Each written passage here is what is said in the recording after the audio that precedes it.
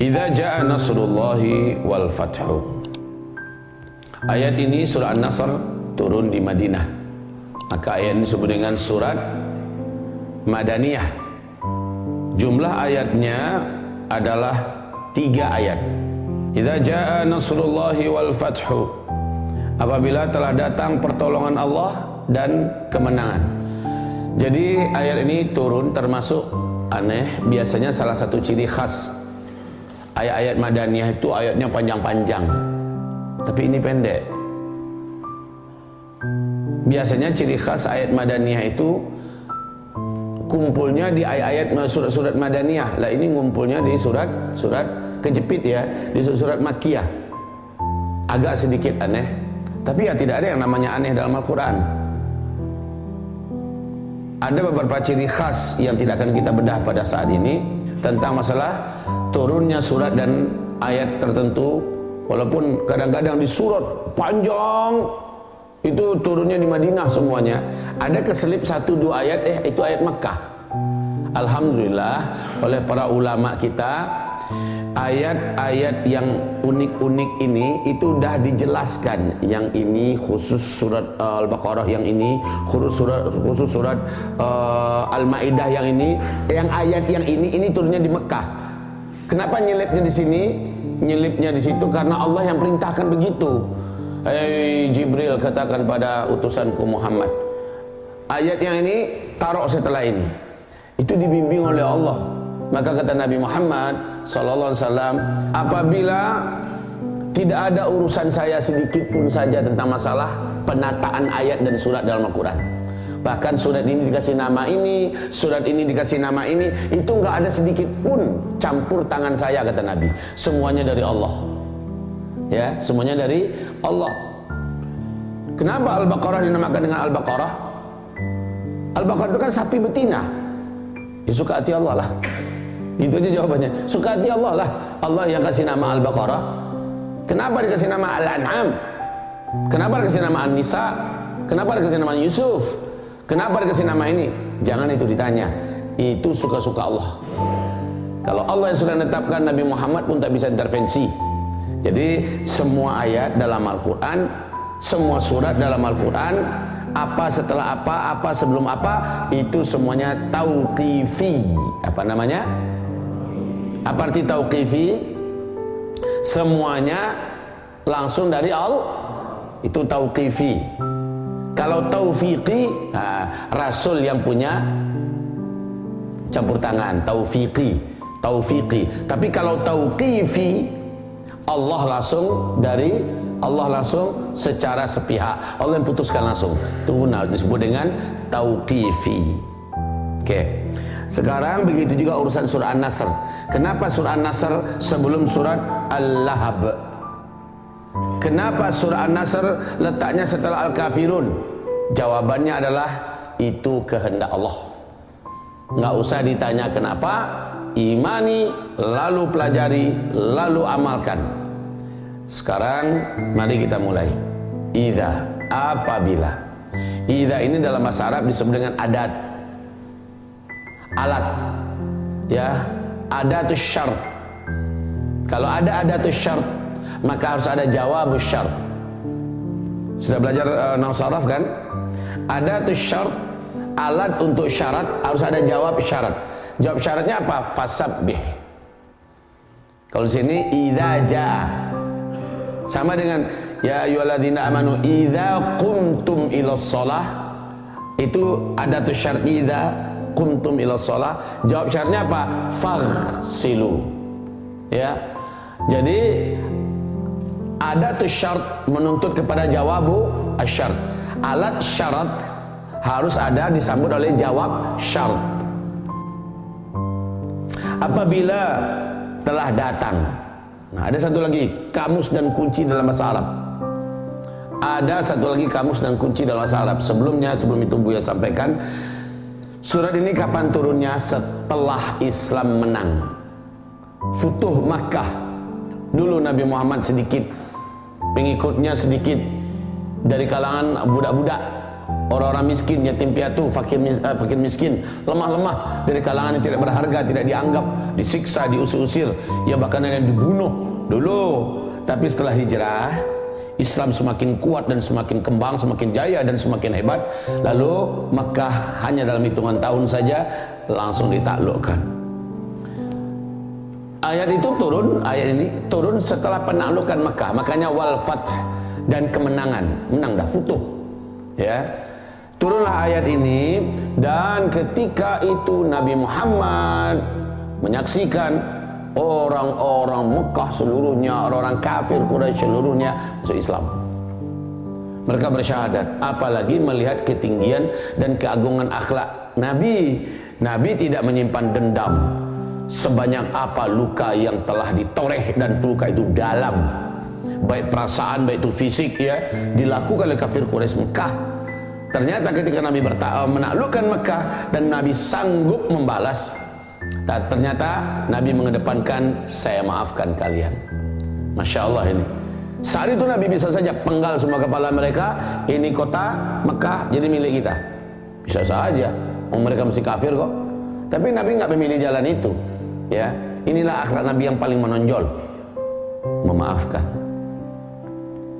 Saat Nabi Muhammad diberi wewenang penuh oleh Allah untuk perintahkan semua malaikat-malaikat penjaga bukit, penjaga gunung-gunung di Taif, Nabi Muhammad yang terluka, Nabi Muhammad yang dihina, Nabi Muhammad yang benar-benar disiksa, Nabi Muhammad ditawarin malaikat Jibril, "Hai Muhammad, kau tinggal kodekan saja ke malaikat-malaikat penjaga gunung-gunung sekitar Taif ini. Mereka akan angkat untukmu gunung-gunung ini, lalu menghempaskan mereka ke penduduk Taif." Nabi berkata, "Tidak. Tidak, saya tidak akan mendoakan mereka. Mungkin mereka melakukan ini kepada saya karena mereka tidak tahu, karena mereka kena hasung fitnah. Tapi saya berharap di masa yang akan datang anak keturunan mereka menjadi anak-anak orang-orang yang beriman." Lalu Nabi berdoa, "Ya Allah," panjang doa Nabi, terkenal doa Nabi itu. Yang Nabi minta apa? Kasih hidayah mereka, beri hidayah mereka. Itu akhlak Nabi. Kalau bukan Nabi itu mungkin embatkan. Malaikat ini disuruh, malaikat embat. Kurang ajar mereka. Kita antarkan iman dari jauh-jauh. Kita datang dengan tanpa pamrih, tanpa ongkos, tanpa diamplopin, sampai kita di sini ditimpukin. Matikan saja mereka semua. Ini untuk level orang awam. Tapi Nabi Muhammad tidak mengedepankan maaf. Ya, Nabi mengedepankan maaf, bahkan didoain yang baik-baik malah. Sampai hari ini penduduk Taif terkenal santun-santun. Iman mereka jauh lebih baik daripada negeri-negeri yang lain se-negeri Hijaz. Begitu juga di akhlak ini Nabi maafkan. Oke ya. Jadi idza, apa nama idza tadi? Adat apa? Adat syarat. Jawab syaratnya mana? Fasabbih, ya. Apabila maka, gitu loh ya. Apabila maka. Apabila itu adat syarat, maka itu adalah jawab. Jadi idza jawabnya fa. Idza jaa nasrullahi wal fathu wa ra'aitan nas yadkhuluna fi dinil afwaja fa sabbih. Fa sabbih. Baik. Satu lagi, yang kedua, idza kalau setelahnya adalah fi'il, salat sunat 2 rakaat. Kalau setelahnya adalah fi'il madhi, maka dianya menjadi 2 pemahaman. Yang pertama, memang sudah terjadi, ya, lihat kepada sirat keadaan. Yang kedua, idza kalau setelahnya fi'il madhi, dia menandakan sesuatu yang akan terjadi pasti, 100% pasti. Tapi akan ada, jadi ada 2 keadaan ya. Yang pertama, betul-betul telah terjadi. Menentukan itu bagaimana? Lihat keadaan ketika itu. Nah, kalau ini ayat, keadaannya memang maka sudah ditaklukkan. Berarti ini telah terjadi. Tetapi idza apabila di belakangnya fi'il madhi, harusnya nyatat ini. Nyatat ini, kalian lupa kalau nggak nyatat ya. Idza apabila di belakangnya langsung fi'il madhi, fungsi yang keduanya adalah menandakan sesuatu yang akan dikerjakan atau akan terjadi pasti 100%. Contohnya, ya ayyuhalladzina amanu idza qumtum. Qumtum itu kan fi'il madhi. Ila shalah Fagsilu wujuhakum. Apabila kamu telah mendirikan solat, maka basuhlah tangan kamu, wudu'lah. Kan gak mungkin telah solat baru wudu'. Betul enggak? Yang diperintahkan itu wudu' sebelum solat. Berarti idza di belakangnya fi'il madhi menandakan apa? Sesuatu yang akan terjadi atau akan dikerjakan pasti 100%. Nah itu. Jadi ada dua ya fungsinya. Pertama betul-betul fi'il madhi dalam artian betul-betul sudah terjadi. Yang kedua, sesuatu yang akan terjadi tapi pasti 100%. Nah ini fungsi idza di belakangnya langsung fi'il madhi. Kalau betul-betul mudhari saja harusnya idza yaji'u. Ya, idza yaji'u. Idza yaji'u nasrullah. Ja'a yaji'u. Tapi itu jarang terjadi. Menandakan sesuatu itu pasti biasanya dipakai sighat madhi. Ya apa tuh sighat fi'il madhi. Idza jaa, apabila telah datang nasrullah. Jadi cara menentukan ini untuk madhi atau ini untuk sesuatu yang akan terjadi, apa cara menentukannya? Lihat kondisi ketika itu bagaimana. Oh masuk waktu sholat, berarti ini betul akan mengerjakan. Ya, baik. Idza jaa nasrullah, apabila telah datang pertolongan Allah. Pertolongan Allah itu pasti datang. Pertolongan Allah itu pasti datang. Selama kamu di jalan Allah pasti datang pertolongan Allah. Banyak yang susah-susah di Mesir itu, banyak yang susah-susah di Yaman, banyak yang susah menuntut ilmu di Timur Tengah.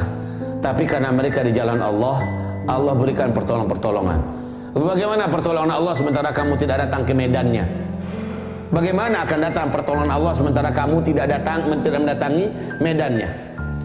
Ini sekarang peperangan yang sampai pada hari ini tidak berhenti-henti ya, di Gaza, Palestina, dan peperangan ini semakin meluas dan meluas.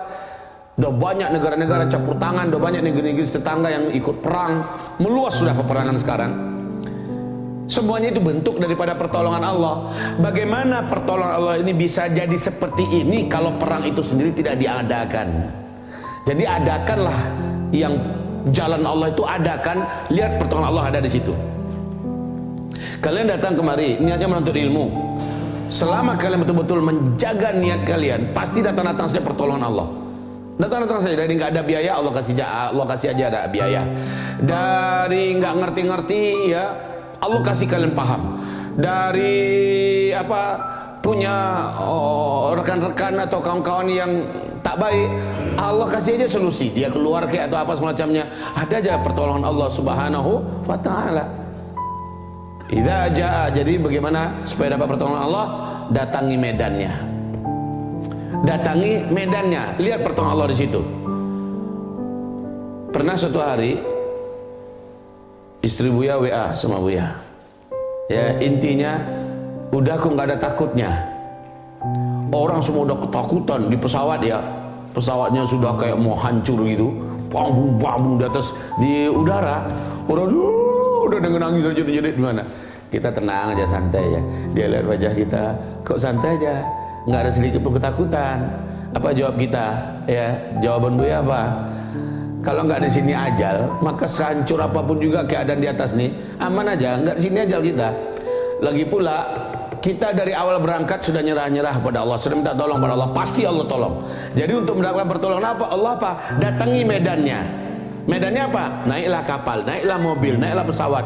Banyak pertolongan Allah terjadi. Nampak apa pertolongan Allah di situ? Oke ya. Idza jaa nasrullah. Begitu juga Nabi Muhammad. Nabi Muhammad kalau tidak menempuh medannya, kalau Nabi Muhammad tidak menjalani dakwahnya, kalau Nabi Muhammad tidak melakoni perannya, ya, sampai kepada perang demi perang, lalu Makkah ditaklukkan, nggak akan mungkin ada pertolongan Allah. Jadi Allah menolong karena Nabi Muhammad membuka pintu dan menempuh jalannya, baru datang pertolongan Allah Subhanahu wa taala. Hari keberapa baru sekarang? Hari ke 105 atau 106 ya? Peperangan yang terjadi sekarang ini sudah lebih dari 1000 alat berat Israel yang dihancurkan oleh para pejuang Gaza Palestina. Allahu Akbar.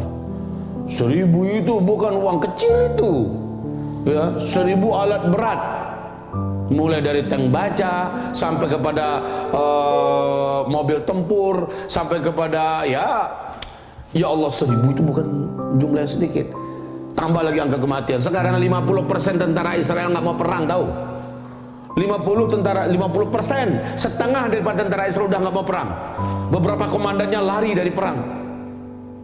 Alasan mereka macam-macam, dan beberapa ribu seperti orang kena serangan jiwa gitu, ketakutan, halusinasi, apa? Ya Allah ya Rabbi, betul-betul nyata pertolongan Allah Subhanahu Wa Taala saat ini. Ya.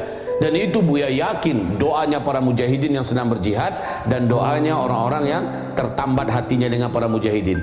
Ya, pondok-pondok pesantren, ulama-ulama, orang-orang soleh di luar sana, para dai-dai, mereka berdoa kepada Allah Subhanahu Wa Taala. Jadi datang pertolongan Allah Subhanahu Wa Taala. Wal fathu. Kalimat wa di sini, ya, kalimat wa di sini wawul ataf. Artinya langsung. Nah, nanti kita lihat insya Allah Ta'ala seperti yang disampaikan oleh Abu Ubaidah, semoga Allah menjaga beliau. Apa kata Abu Ubaidah?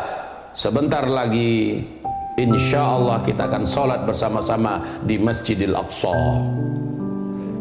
Itu futuh, itu namanya itu, ya, penaklukan, ditaklukkan Masjidil Aqsa sebentar lagi. Kenapa? Nah, pertolongan Allah udah nampak nih, maka di belakang stop pertolongan apa? Futuh. Ya, idza jaa nasrullah, nasrullah udah nampak, udah turun. Wal fathu, futuh pasti terjadi. Ini wawunya wawul ataf, bukan thumma ya. Kalau thumma masih proses. Idza jaa nasrullahi thumma al fathu. Kalau thumma masih proses, butuh litarahi, butuh waktu tertentu. Kali ini enggak wa. Kalau nasrullah udah datang, wa langsung nyusul fath. Baik, lanjut. Wa ra'aitan nasa, dan engkau melihat manusia, yadkhuluna, mereka memasuki, fi dinillah, ke dalam agama Allah ini, afwaja, secara bergelombang-gelombang. Maksudnya apa? Kabilah ini masuk Islam, kabilah itu masuk Islam, suku ini masuk Islam, suku itu masuk Islam, kecamatan ini masuk Islam, kabupaten itu masuk Islam. Akhirnya berbondong-bondong semua orang, kabilah-kabilah sejazirah Arab masuk Islam. Afwaja, jamak daripada faujun. Faujun itu artinya gelombang. Ya.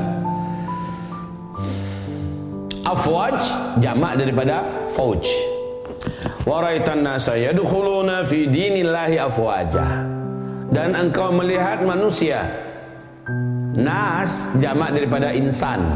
Insan mufrad. Nas adalah jamak. Maka manusia-manusia. Ya, yadkhuluna, mereka semua masuk fi dinillahi afwaja, dalam agama Allah ini secara bergelombang-gelombang. Nah, berikutnya, kalau orang semua dapat masuk Islam gimana? Fasabbih, maka bertasbihlah. Awas, bukan membaca subhanallah sunat 2 rakaat, bukan membaca tahiyatul masjid ya, bukan membaca subhanallah. Fasabbih di sini artinya maka sucikanlah. Subhanallah ketika Allah sudah dikhianati, subhanallah ketika Allah sudah disyiriki, maka subhanallahi amma yusyrikun. Kalimat subhanallah itu dilafazkan ketika Allah dinodai, maka subhanallah. Kalau dia mulai sesuatu menakjubkan, sesuatu yang harusnya kita mengucapkan masya Allah, alhamdulillah, malah dia baca subhanallah. Subhanallah, alangkah indahnya pemandangan ini. Salah itu penggunaan bahasa. Kalau melihat sesuatu yang menakjubkan, yang indah, bacalah masya Allah, masya Allah, ya, Allahu Akbar, alhamdulillah, Allahu Akbar. Tapi kalau melihat Allah dinodai, Allah disyiriki, yang umpamanya, mari kita sembah patung ini, karena patung inilah yang sebenarnya mendekatkan kita kepada Allah. Katakan subhanallah, maha suci Allah. Allah enggak kotor, Allah tidak hina, dia tidak boleh disyirikkan. Nah, kenapa di sini pakai kalimat fasabbih? Dia dijawab syarat. Kenapa pakai fasabbih? Maka sucikanlah. Bihamdi, dengan memuji Rabbika. Apa kandungan yang hamdi Rabbik? Memuji Rabbmu. Rabb itu kalau kita bahasakan dengan bahasa politiknya, Rabb itu artinya adalah sang pemegang undang-undang, pengatur, sang pengatur, Rabb itu. Jadi Rabb itu siapa? Sang pemegang undang-undang. Selama ini undang-undang Allah nggak dipakai. Selama ini undang-undang Allah dicampakkan, undang-undang Allah, hukum-hukum Allah ditolak, diinjak-injak, dibelakangi malah diperangi. Subhanallah, Maha Suci Allah. Padahal Allah yang punya bumi, Allah yang punya makhluk yang ada di atas bumi, Allah yang memberikan hidup dan rezeki. Ternyata Allah tidak dipakai aturannya. Yang buat aturan Allah, yang turunkan aturan Allah, yang pakai aturan adalah Allah. Peraturan Allah Subhanahu wa Ta'ala itu yang maha berhak untuk dipakai di muka bumi. Dan selama ini enggak, peraturan Allah nggak bisa dipakai, ditolak malah oleh penguasa-penguasa yang berkuasa, ditolak, diperangi oleh makhluk-makhluk. Peraturan Allah diperangi, peraturan Allah diperangi, dimusuhi dan diperangi. Itu yang terjadi saat ini dan selama ini. Maka ketika Islam sudah berkuasa, Islam sudah menang, sucikan kembali Allah. Yang selama ini aturan Allah dicampakkan, yang selama ini aturan Allah dihinakan, diinjak-injak, sekarang sucikan. Sekarang pakai aturannya. Itu yang dimaksud dengan fasabbih bihamdi rabbika. Artinya adalah sucikanlah kembali dengan cara memuji aturan Rabbmu. Aturan Allah itu kembali dipakai. Yang selama ini nggak dipakai, sekarang kembali pakai. Itu yang dimaksud dengan fasabbih bihamdi rabbika. Maka sucikan kembali aturan-aturan buatan makhluk, buatan setan itu campakkan. Sekarang pakai aturan Allah. Ini yang dimaksud dengan fasabbih bihamdi rabbik. Maka sucikanlah dengan memuji aturan Rabbmu. Apa arti Rabb tadi? Ini secara politik ya. Apa arti Rabb? Sang maha pembuat undang-undang, yang menurunkan undang-undang. Yang selama ini undang-undangnya diinjak-injak, undang-undangnya ditolak, diperangi, dimusuhi. Fasabbih bihamdi rabbik. Maka sucikanlah. Faham sampai di sini? Kapan itu bisa disucikan? Kapan itu bisa dipakai syariat Allah? Kalau Islam udah menang, kalau Islam udah berkuasa di situ. Ini yang terjadi di Afghanistan. Ini yang terjadi di Afghanistan. Ketika kemenangan 100% dipegang oleh orang-orang Islam, para mujahidin, para santri-santri. Santri bahasa Arabnya apa? Taliban. Taliban itu artinya santri. Jadi ketika para santri ditolong oleh Allah dan mereka menang di Afghanistan, dua superpower dunia keok, kalah dan hina, yang mereka lari dalam keadaan malu, ya. Lalu mereka menguasai negeri Afghanistan yang disebut dengan Imarat Islamiyah Afghanistan sekarang ini. Dan mereka betul-betul fasabbih bihamdi rabbika wastaghfirhu. Mereka menegakkan syariat Allah secara total sekarang ini. Wastaghfirhu apa artinya? Minta ampunlah kepada Allah. Kenapa minta ampun? Karena selama ini enggak syariat Allah yang dipakai. Karena selama ini bukan syariat Allah yang dipakai. Yang dipakai adalah syariat manusia, buatan makhluk, buatan orang kafir dari Eropa. Ya, ini yang dipakai dan ini adalah dosa. Cuma karena kita sebagai rakyat, kita tidak berdosa selama kita sendiri nggak rela. Kalau bukan aturan Allah yang dipakai, saya nggak rela. Tapi karena negara dipegang oleh para penguasanya, maka yang berdosa penguasa. Ya, kalau kita rakyat nggak berdosa. Kecuali kalau rakyat setuju dengan ini, maka dia ikut dosa itu.